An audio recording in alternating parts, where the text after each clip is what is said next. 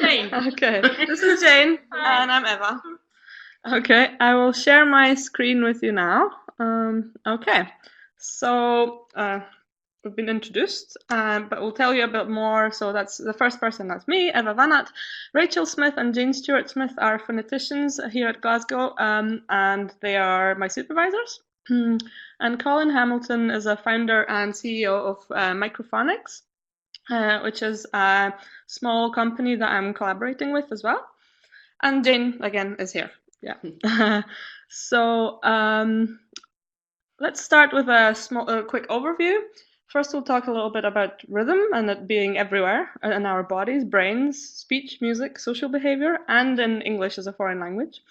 Then I'll talk to you about my 3 experiments, and then we'll do some more or less interactive drumming. Yeah, and then we'll have some time for questions. So first of all, rhythm is actually everywhere. It's in our bodies. It's in form of circadian rhythms. Our bodies are, you go to sleep, you wake up, and your temperature changes, your appetite changes in a rhythmic way.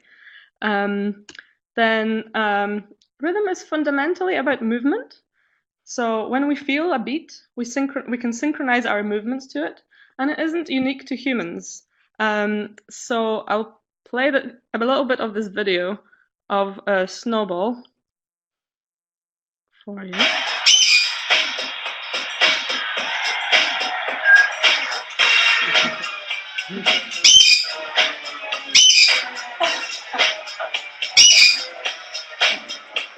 Yeah, so you can see how it coordinates the movements with the beat, right? But humans track and respond to beats in highly flexible and sophisticated ways. Also,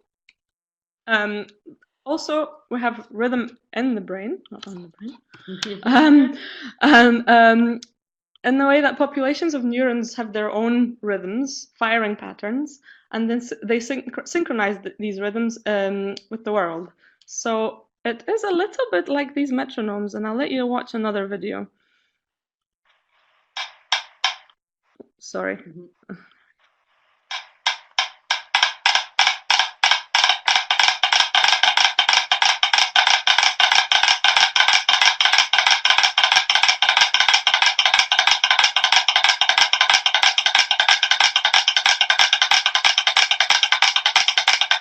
So you can see here they are not in phase at the moment. And then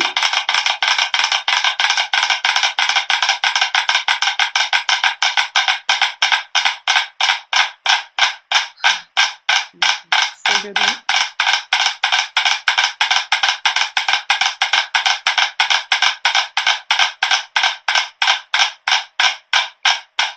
And now they're synchronized. Okay, so moving on. Doing things in synchrony with other people can also promote social bonding. So like chanting at football matches, or marching, or bouncing your baby in a rhythmic way on your lap. And the received wisdom about speech rhythm is, as you probably know, that there are 2 main rhythm classes among languages. One being syllable timed, so like Spanish or French, and I'll have an example. Él nunca tuvo la posibilidad de expresarse. Yeah, or stress timed, like English or Dutch. The next local elections will take place during the winter. So in the syllable timed languages, syllables are meant to have approximately equal durations, and in the stress timed languages, the interstress units have approximately equal durations. Okay. However, in the reality, that is not true at all. So there isn't any isochrony in languages from either rhythm class. So syllable durations vary in all languages, and interstress unit durations also vary in all languages. And so a language doesn't have a single fixed rhythm. The rhythms of speech depend on the speaker, the text, and the accent. So to illustrate that, we have some different accents here. So one. And went to bed to mend his head with vinegar and brown paper. Okay. Then another one. And went to bed to mend his head with vinegar and brown paper. And another one. And went to bed to mend his head with vinegar and brown paper. They're quite different. And another one. And went to bed to mend his head with vinegar and brown paper. Yeah. Okay. So, however, English phonology does have many special properties that give rise to particular rhythms. It's rich in consonant clusters. There's extensive vowel reduction all the way to schwa. Function words have weak forms, and there's elision of segments and syllables in connected speech. So there are several potential challenges for learners in production and comprehension. So we conducted a survey of teachers and practitioners, and we find that 89% think their students' comprehension is a barrier to communication. 86% already cover connected speech and rhythm in their own teaching in form of drills, listening activities, chunking, songs, poetry, gestures, beating, clapping rhythms, or kazoos even, and specialized pronunciation materials. But 93% would use new resources for rhythm and connected speech if available. And 83 think students would use rhythm. Would use them if they were available. So either in class or for self-study. So I'll illustrate the problem with an example, and if you can if you know what the word is, if you hear it and you get it, type it into your box, and we'll see in a minute. Okay, I'll play this word. Yes, shape. Okay, this is an English word by an English native speaker. I'll play it again. Yes, shape. Okay, and this is the sentence it comes from. We were supposed to see yes, shape, but I felt really bad. Okay, so I'll have a quick look. Okay. Yeah, actually, the sentence is displayed there already. So the word is yesterday. Okay. So in English, there are weak and strong syllables, and the weak ones become particularly reduced when speech is fast, right? Like in. He is fat for a cat in a box. He's fat for a cat in a box. He's fat for a cat in a box. He's fat for a cat in a box. Okay, yeah, like that. So my main research question was whether training that uses rhythm and rhythmic speech can help learners comprehend connected speech. And so I did 3 experiments which tested whether different ways of using rhythm can benefit EFL learners' comprehension of fast, casual native English speech. And the structure of all 3, not both, all 3 experiments was pre-test first, then training, and then a post-test to see if the training changed anything. So they all looked like this. In the pre-test, people would hear sentences and then fill in gaps. So, like, they would hear this. Stuck to the seat in the car. Right, and they would type this in, these words in red. Then half of them received some sort of rhythmic training, and the other half would receive control training. And then a post-test, which is same kind of thing. Again, hearing sentences and filling in gaps. Okay, so in experiment 1, in the training, in the experimental group, I had 24 sentences, and each was repeated 4 times, from very slow to very fast, like you heard there in the example with the cat, but I'll play one anyway. He is fat for a cat in a box. He's fat for a cat in a box. He's fat for a cat in a box. He's fat for a cat in a box. And these sentences were also metrically regular, meaning that they had 2 stressed, then 2 unstressed, then a stress, 2 unstressed, and then a stressed syllable. And they were also recorded using a metronome synchronized speech. So I played a metronome to the speakers and asked them to synchronize with it. So speak as fast as the metronome was the rate. Speak at the rate of the metronome. And then for the control group in this experiment, there were again 4 repetitions of each sentence from very slow to very fast. But these materials had low rhythmicity, meaning that they were not as metrically regular as the ones in the experimental group. And they were not recorded using metronome, so they sounded like this. He is so little for a player in the team. He is so little for a player in the team. He is so little for a player in the team. He's so little for a player in the team. Okay. So there were 2 groups of EFL learners at University of Glasgow and Strathclyde, and of mixed first language backgrounds. They listened to 4 different Glaswegian English voices, and the results showed that so these boxes are their percentage of how much they scored on pretest. So the first box here in the high rhythmicity group in pretest, and then in a post-test, and then the low rhythmicity group in pretest, and then in a post-test. So you can see a trend, basically this arrow showing that it improved from pretest to post-test a little bit, and nothing much happened here. However, this is just a trend, so not a statistically significant result for the first experiment. So then we thought, how can we make it? How can we try and make it better, actually work and be statistically significant? And we thought, what would happen if we engage the motor system with speech rhythm by getting listeners to tap along to the beat in speech? So we had 3 groups: Chinese learners of English, Canadian US native English speakers, and native Glaswegian speakers. And they were all tested and trained on comprehension of fast Glaswegian English. So again, pretest, same for everyone, and it sounded like this. Set on the path of the duck. That's a bit quiet. If I can turn it up a bit. Set on the path of the duck. Okay. Again, filling in gaps, and then training. All three of those speaker groups were split into 2 groups: experimental and control again. And the experimental group tapped to what they perceived as what the beat was in the speech.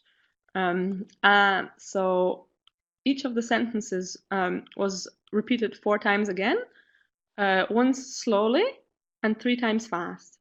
On the first 2 repetitions, so on the first slow and the first fast, they were asked to just listen and decide where the beat was first. And then they were asked to tap their finger to where they thought the beat was on the last 2 repetitions. And I'll demonstrate how this sounded. It is big for a duck in a pond. It is big for a duck in a pond.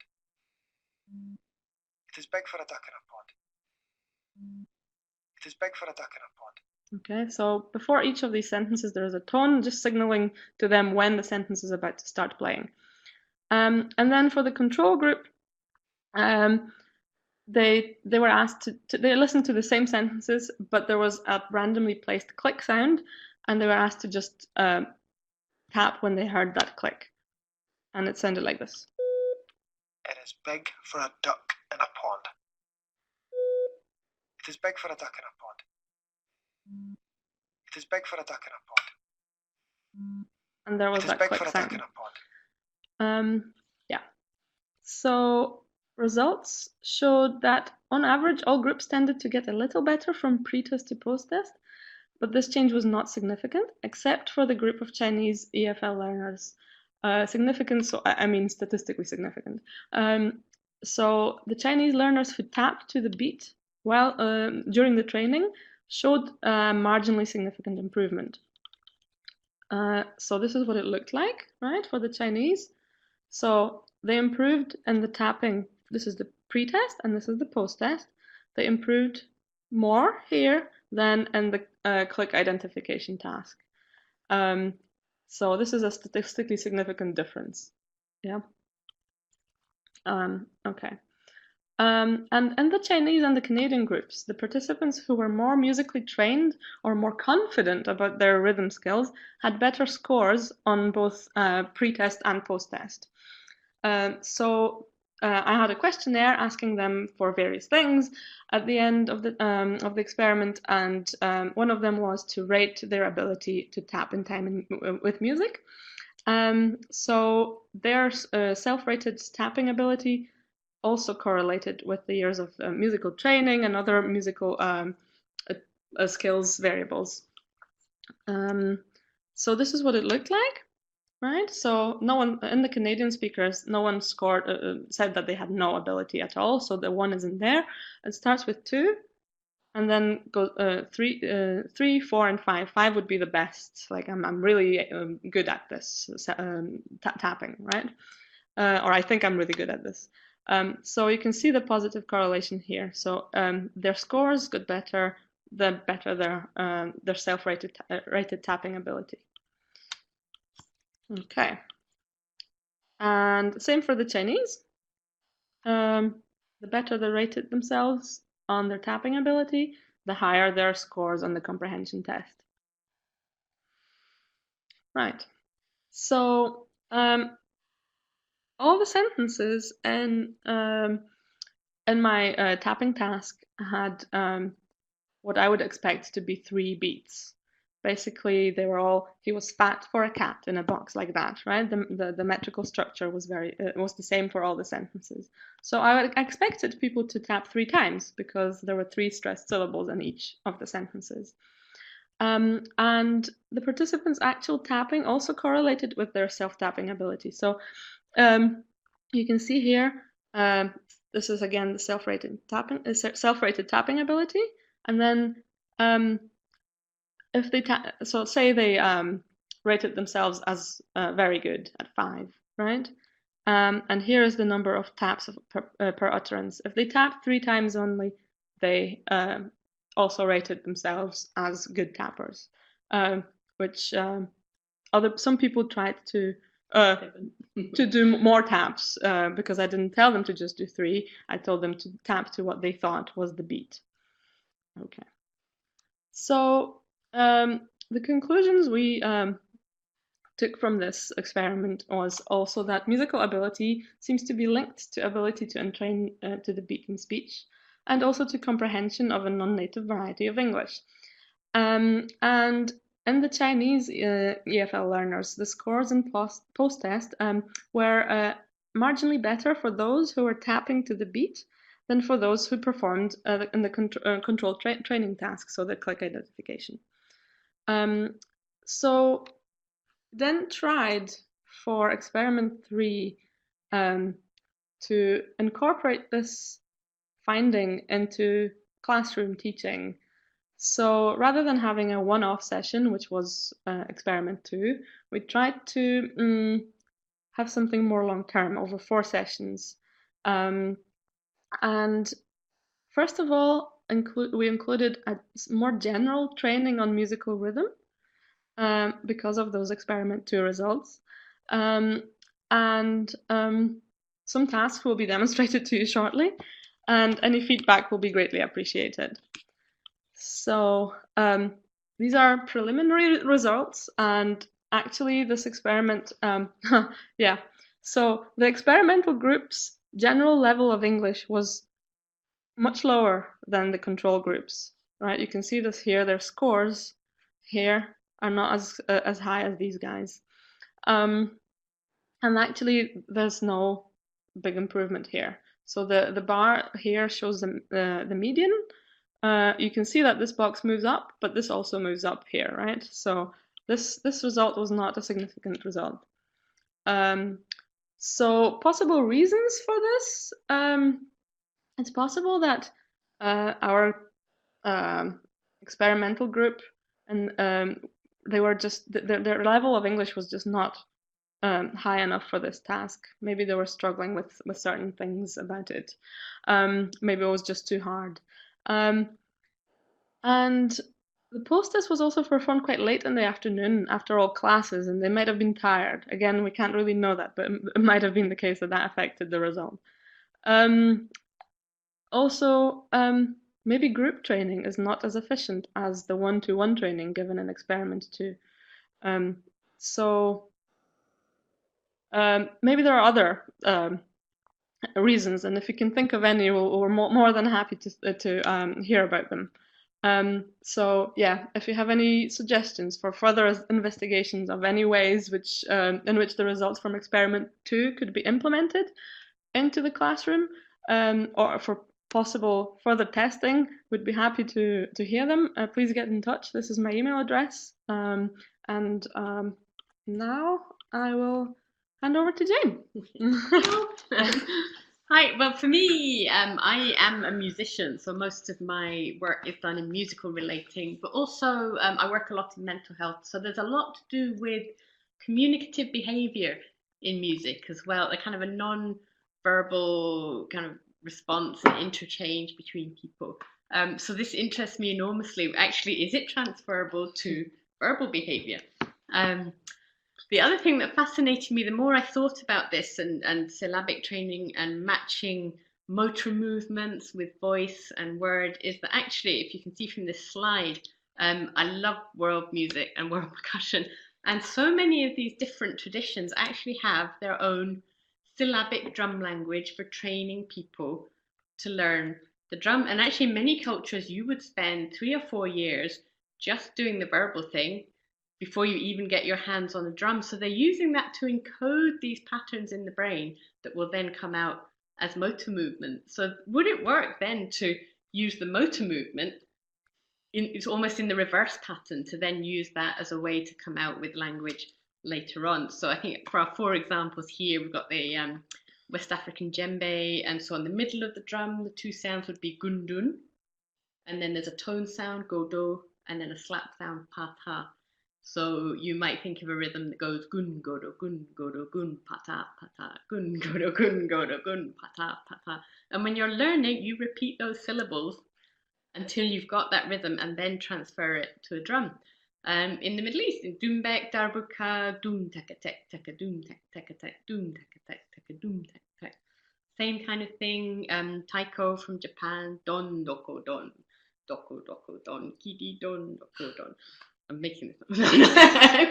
And then when we went to the IATEFL conference, we used these coloured plastic tubes called boom whackers. So we made our own verbal language of boom on the hand, and then pa, I think it might have been on the knee or on the chair in front of you, to see if we could use that kind of syllabic rhythm language to look then at these stress patterns within phrases. So that was the theory. So here comes the practical exercise. This is a little, I don't know why I'm pointing at it. I'm pointing at the computer. On this slide, this was the musical component of the kind of training that we offered to people. We have, this is what we use. So these are called sound shapes, and they're like drum heads without the body of the drum. You get a little stick. And as you can see, there's 2 sounds that we got from it. So we called one boom and the other one pa. So we go boom, boom, pa, boom, boom, pa. And so it's a very simple way just to work with just 2 syllables, 2 sounds, to look at stressed boom and pa, a kind of unstressed sound. And so there's a couple of exercises that me as a drum teacher would use in helping people to learn what to play and how to play it and when to play it. And so some of these I thought might be really transferable to this environment. This might be a chance at home. We were thinking about how we would get this working. Obviously, we can't send drums in through the internet to everybody. So if you have your pen handy, you might want to just try it on your hand for the boom sound, and then pat on a table, boom, boom, pat, boom, boom, pat. Or if you want to hold something in your hand, just to give some kind of differentiation in what you're doing. It's fun to play along at home. And what we'll do is I'll give one to Eva, and I'll take one. We hope you can see us both. I hope I can do this. Eva will model the response that we hope you're joining in with at home. Yes. And I'll do the kind of the leaders thing. So at this point, that's what we did for the experiment. Today we'll do it a kind of up and down, so that hopefully that's engaging our kind of mirror system at home, and that facilitates, if you are trying it at home, it'll be much easier for you to copy along. So there is, there's all this thinking behind what's the easiest way to make this work for people and go in for people. So number one on our, we're starting just fully in the musical dimension. So actually I'm not using any speech for now, just a call and echo exercise. So I'm going to use these two sounds, play a short rhythm, and Eva, she's very nervous. I will try and do my best. Eva's going to play it back for us. So if I go, I'll start really easily. Make it easy for me. And you can play along at home.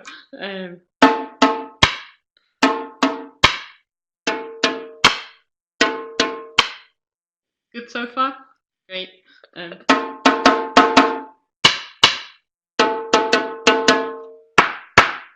That was very good.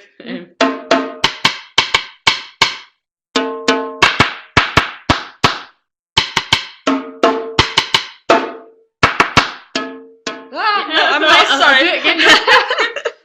And with all of these, it's nice to start with something very easy and then just kind of take it up to the level where something like that does happen, because that's how we find the level of our learning. And actually, as we did this over several weeks, several sessions with the students, it was easier for me to see how their musical skills were improving. And we started with quite short phrases, and by session number 4, certainly musically, just from an observer's point of view, I could see them being much more able to copy these phrases. Should we do a couple more?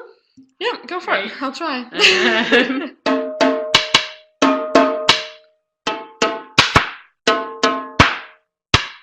Oops, sorry, that was me getting that one wrong. Was it one? Yeah. I'll do it again. I'll do it again, sorry. Okay.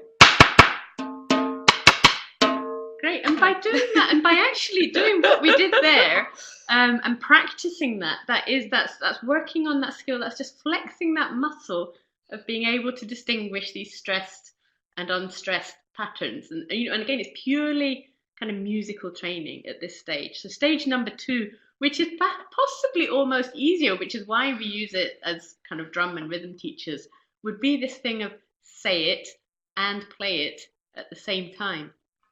So let's attach a syllable to each of these sounds. Let's make this one doom, so doom, doom, doom, and this one pa, pa, pa, pa, doom, pa, doom, pa, doom, doom, pa. So it works like that. So now I'll invite you at home to, this time we'll both say it and play it at the same time, but in that kind of call and response pattern. So this is number 2 on our slide here.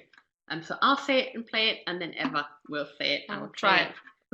Good luck. Doom, doom, doom, pa, pa, pa. Doom, doom, doom, pa, pa, pa. Pa, pa, doom, pa, pa, doom. Pa, pa, doom, pa, pa, doom. Doom, doom, doom, doom, pa, pa. Doom, doom, doom, doom, pa, pa. Doom, pa, doom, doom, pa. Doom, pa, doom, doom, pa. Doom, doom, pa, pa, doom, pa. Doom, doom, pa, pa, doom, pa. Pa, pa, pa, pa, doom, doom. Pa, pa, pa, pa, doom, doom. Got the idea. And again, we can scale that up and make that a slightly harder task each time we do it as well. So that's, we then attach that vocal sound to the rhythm, and now we're going to slightly separate them again. So this is number 3, so I'm going to use the vocal sounds from whichever is then going to discriminate among them and play it back on the drum. Oh my God. So I'll say it, and again, I'll say it. If you wish, you can play it at home. So I'll simply go doom doom pa, doom doom pa. Doom, doom, pa, doom, doom, pa. Right, and again, this can take a little bit long. It's doing that figuring out which one's the stress, which one's the unstressed. Doom, pa, pa, doom, pa. Doom, pa, pa, doom, pa. Pa, pa, pa, doom, pa. Pa, pa, pa, doom, pa. Doom, da, doom, da, doom, doom, pa. Doom, doom, doom, doom, doom, pa. Is that working? I hope so. So now let's reverse that. So again, this is the audio to actually kind of sound production with your voice. So I'll play it. I'll try to say it. Like a rap. No. So if I go, right, I'll start easy. Dum dum dum, pa pa pa. Pa pa pa pa, dum dum. Pa dum pa.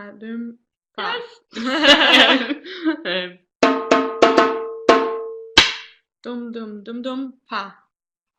Good enough. Or pa pa, maybe, I don't know. Okay, I can see somebody says they're trying it out. Great. And so, we've gone from literally just music. I've been abandoned. It's just you and me. Yeah, we've gone from just music to combining the music and the voice to then hearing something, playing it musically, and then something being played and hearing it and being able to produce that with speech.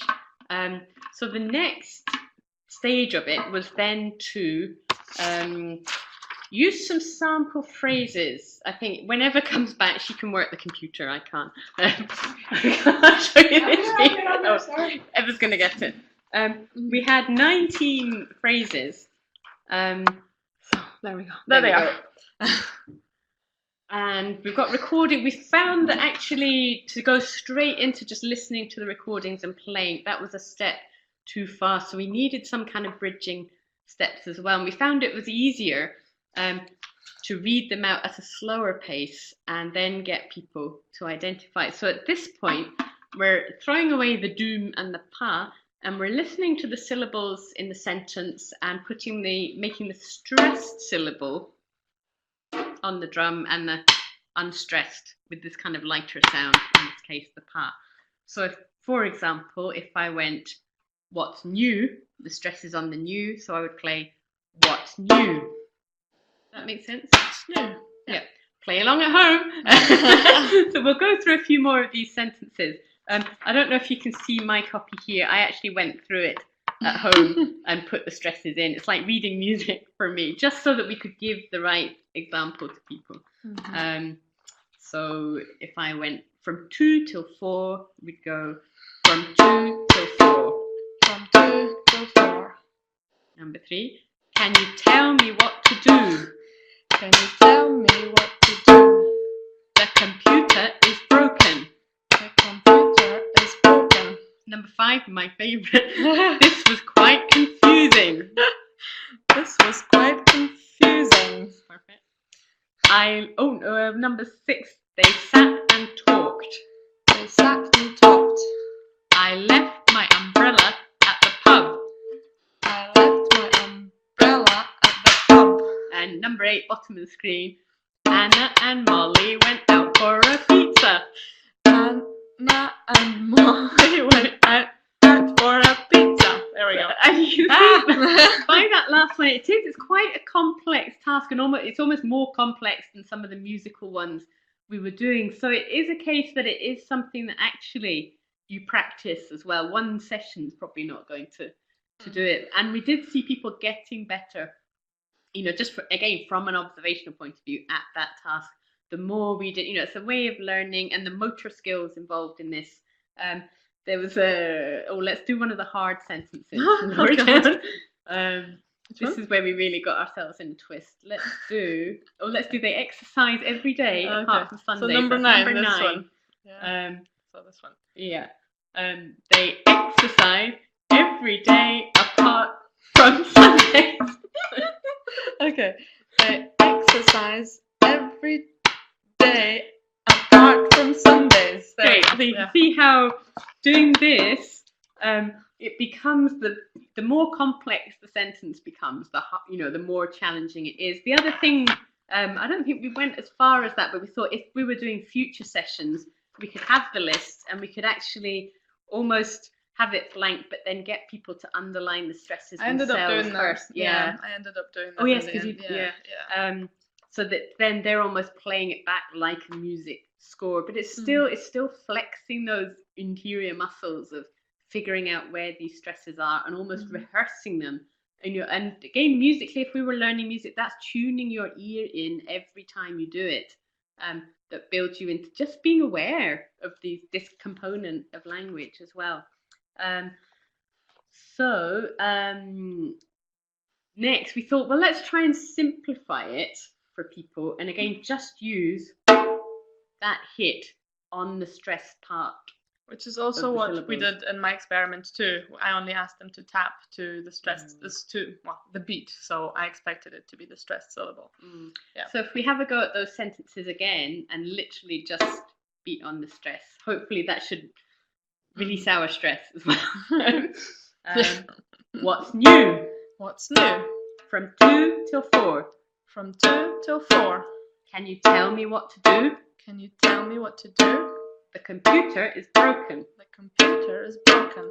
They sat and talked. They sat and talked. I left my umbrella at the pub. I left my umbrella at the pub. Anna and Molly went out for a pizza. Anna and Molly went out for a pizza. Ready for this one? Oh. They exercise every day apart from Sundays. They exercise every day apart from Sundays. She ate 3 eggs for breakfast. She ate 3 eggs for breakfast. Tell him we're going out now. Tell him we're going out now. We should have seen that coming. We should have seen that coming. Have a good day. Have a good day. Yeah, there we go. Have a good day.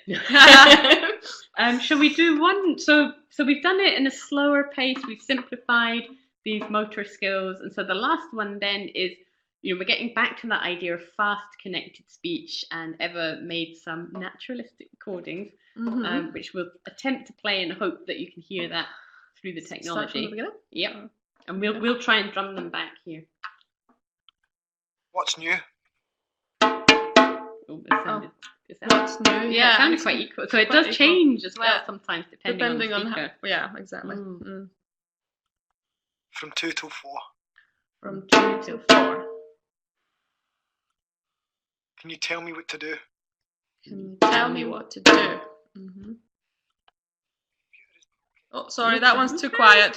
Let's just do another one, because that one's too quiet. This was quite confusing. This was quite confusing. Yep. They sat and talked. They sat and talked. Hardly even an and in that one, isn't it? They sat and talked. It's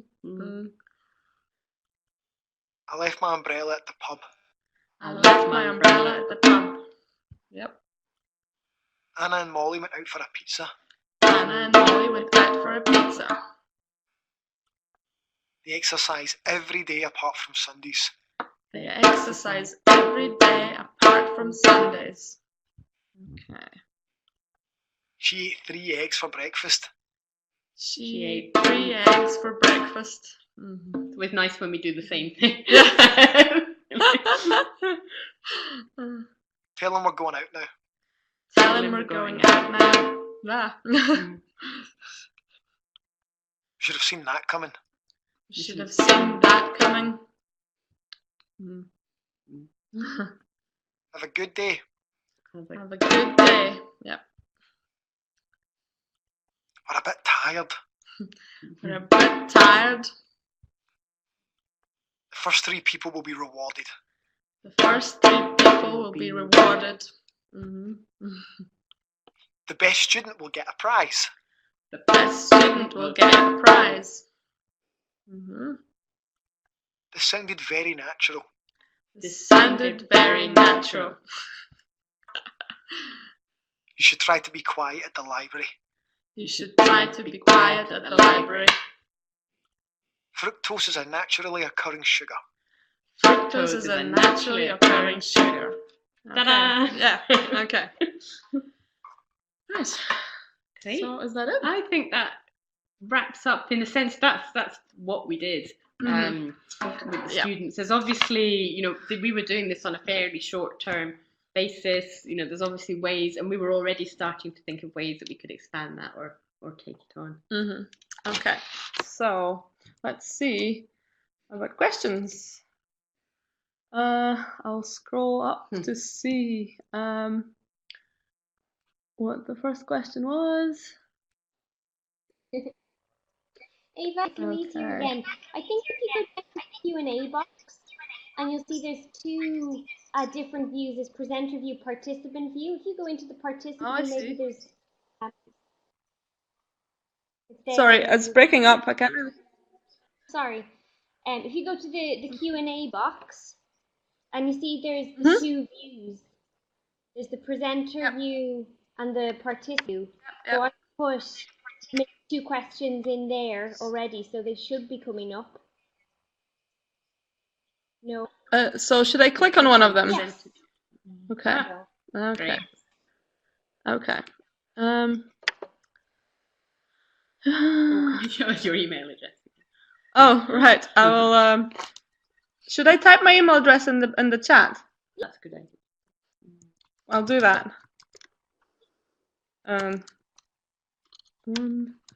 Research GLASEEK. There we go. That's my email address. So any ideas, very welcome, or any questions. Okay. So let's see the questions. Email address. Next question. Oh, I'm not too sure how. I think there's a scroll bar just down there. Okay. There we go. Very similar to me. So Dan Frost says, Eva, great experiments, thanks. Very similar to my work here in France. Wonder what you know about the subject's previous musical ability before study. Yeah, so I didn't really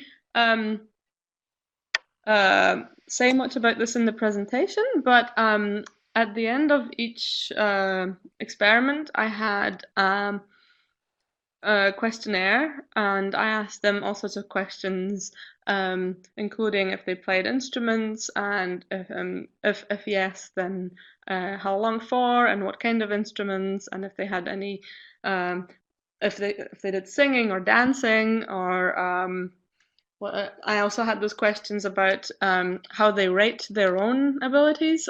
So for example, the one that I was talking about here was their ability to tap in time in music or dance in time in music. So all sorts of questions were included at the end of each experiment. Yeah, so hope that answers the question. Should I move on to the next one? This is a bit difficult. Okay. Where do you... in Russia. Oh! Can you order them online? Yeah, I mean, boom whackers are available online. I'm not sure what the situation is in Russia in terms of distribution. But there's certainly big, like I'm speaking as somebody that lives in Scotland. There's Amazon that will sell them. Music stores will often sell them in big batches or be able to stock them. I could ask my Russian colleagues and see, how they can get them. Great. Okay, great. So next question from Gonzalo from Argentina. Did you control syllable structures before associating them with strong, weak beats?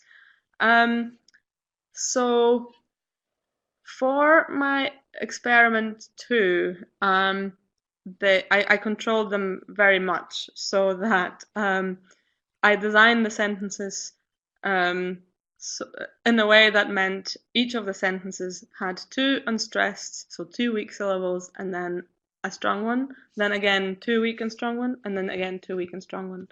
For the third experiment, we tried to make them a bit more naturalistic. So as you heard in the examples we played together just there, we just kind of picked sentences. So there were sentences, and then I recorded them, and then we decided where the beat was, or where the strong beats were, and how to show it to students. So yeah, it's 2 different things we did for experiment 2 and for experiment 3, which was the last thing we showed you there. And for me, it was quite important to, if I'm the one that's leading it, to actually practice it for myself first, so that I'm being consistent in the way that I deliver these sentences. I think it is quite, I think I saw some questions on this side about people just drumming along habitually. It's quite easy to drop into that, and just to beat on the rhythm rather than the actual stress pattern. So it does involve checking in with yourself as well. So for me, a bit of practice really helped, because it's a motor learning task as well. Yeah, definitely. Okay, so I hope that helps.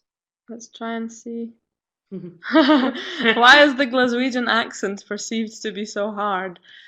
Well, there are various things. So, for example, there's the Scottish vowel length rule, meaning that some vowels get really short. So they're much shorter. So, for example, the words good and food will actually rhyme in a Glaswegian accent. So they will send something like, okay, I'm not Glaswegian, but they will send something like good food. Good food? Really good food. Yeah.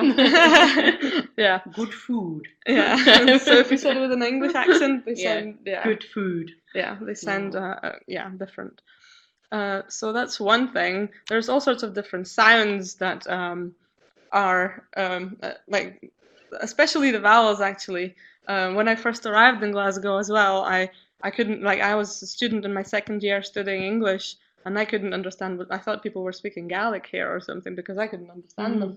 So they have lots of different vowels as well. So for example, the vowel for the I vowel for like hill, right? It sounds a lot like eh. It's a lot, hell. What the hell? Yeah, exactly. So there's lots of things like that. Yeah, hope that helps, answers the question. If not, please let me know. But as a native English speaker who's lived in Scotland for 24 years, I still have problems at times. Just sometimes speaking to people from Glasgow, there'll still be things that I don't catch. So I do think it is a particularly tricky accent. Yeah. Okay. So next question from this is, I'm finding this a bit hard. There we go. Can I move this up a bit? I'm not sure. Okay, it doesn't matter. So from Marina NC, the drums are great. What alternatives can you propose, perhaps, to show both length and the quality distinctions? In your tasks examples, there are 2 levels of unstressed. One in terms of weak syllables, other in terms of unaccented words, but with strong. Oh, sorry, this is a bit. How do I? Please help. I seem to be having trouble with scrolling so that I can actually see the whole question. Is there a different view we can use for this or something? Change view. Maximize? Can I do that? Whoa! Okay, there we go. That's better. Sorry, I'll start the sentence again. In your tasks / examples, there are 2 levels of unstress. One in terms of weak syllables, others in terms of unaccented words but with strong vowels. The stress versus accent distinctions at word and the sentence level. Are there alternatives, other musical instruments or alternative uses of drums to show these hierarchical levels? Wow, that is a very good question, actually. We would need to think on that a little bit, probably. Would there be like a different? I'm sure there would be, right? Yes. Yeah, I mean, length is maybe. I don't know. I mean, we were literally working with like to, you know, boom and pa. Yeah. And so anything, because we did it with the boom whackers, and again, as you hit it on your hand, that note lasts fractionally longer than on some hard object. Same with this, that had a longer duration, and this is that's a short, sharp attack. So in a sense, you're aiming for sounds that mimic. Just at the moment, you know, I'm just thinking of two. You know, so something with a longer duration, a bigger resonance, and then something with a short, sharp attack. I did wonder whether bongo drums, just low and high sounds, might work. You could, you know, even things like the end of a Pringles tub that gives that rings out a bit more. In terms of other instruments, I thought I'm a djembe player, and that's got, when you play that, it's got a big low resonant note in the middle and a short, sharp high note at the end. So that's relatively simple to get your hands around as well, but obviously it may be less practical in a classroom. But this is a very good question, though. Very, very good. I mean, what I tried to do here was basically take the results from my experiment 2 and come up with something we can do in classroom where you don't have just like repetition. No, I guess you could have recordings of sentences repeated, you know, like I had like one slow version and then 3 fast ones or something like that. It's a bit more work to do that, obviously. But and they weren't as controlled, as I said before, as the experiment 2 sentences. I was trying to aim at something that's a bit more, maybe a bit more useful, I guess, than just say sentences such as "he's fat for a cat in a box." You know, that's a bit of a funny sentence anyway. So so it's definitely something to think about for sure. And I think it's certainly something there could be lots of intermediate stages from the "he's fat for a cat in a box" to they exercise every day apart from Sundays. They're quite poles apart, and we were condensing this into quite a short time. So I think over a longer period, you could certainly build these skills up very gradually. Although I was surprised how difficult people found it, literally just trying to discriminate 2 different sounds. So I think it would take quite a bit of practice to then bring in a third thing that you're spotting, or a third distinction. I think they found might actually be another reason why this experiment kind of wasn't, the results were not statistically significant. Significant. Because maybe it was just too hard, and the experiment 2 was just tapping on these very controlled stressed syllables. So that could be another reason, actually. And I know you were thinking about app development. So it could be that there was a simple, like a smartphone app with 3 different coloured pads on it that you tap your finger, that might make the motor control easier. Or maybe it is just the thing that we have to spend a bit of period learning how to do the task before we then get better at, you know, the point of the task and how that works. But actually, like a musical instrument, it doesn't, you will never do that instantaneously. So why should that be any different for this? But actually the learning curve is a bit longer. For sure. Takes a while. I couldn't do this either, so you did it. not very well anyway. So okay, so should we move on to the next question? Next one from Stella. Hello, how do you provide feedback? Students may hit the drum on unstressed syllables. We came up against that as well, and I think again sometimes the time in the afternoon or the motivation of the students, that some would just be like drumming away to the sentence, or even just the excitement of having a different thing. It's like they just start playing. So at one point, and again I think you have to be a little careful with this, but they are here to learn, is we went round and each person played it individually, and that way you have direct feedback. You know, you can actually see how, and if it's a relatively short sentence, you know, like "this was quite confusing," they can, you know, there's not too much attention on people at any one point for a long time, so it passes from person to person quite quick. Or you know, or we could give each person a different sentence and a little bit of time to rehearse it. As a drummer, that's what I have to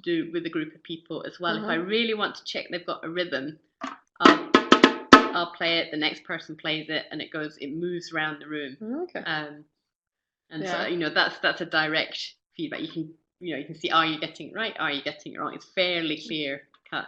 But it was definitely a temptation, or just a habit, even for us, I think, just to go, you know, to get into a rhythm a bit more. Yeah, for sure. So again, my experiment 2 was a 1-to-1 thing, and experiment 3 where we tried the thing in class, and we had a group of, it wasn't a big group, it was only 12 people. So, but then it's much harder to give feedback, and and also I mean that actually that might be another reason why it didn't show any significance. So who knows? Right.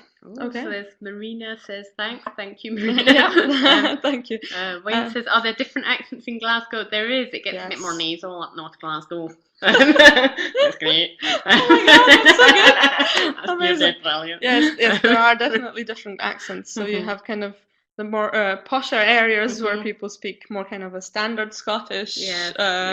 And it's a continuum that goes all the way to very broad, or even Scots. So So there's lots of different accents within the city, and like regions of the city as well. Well, next question from Alejandra. Will we get access to the recording to rewatch it? I don't know the answer to that question. So Louise, if you know the answer, let people know.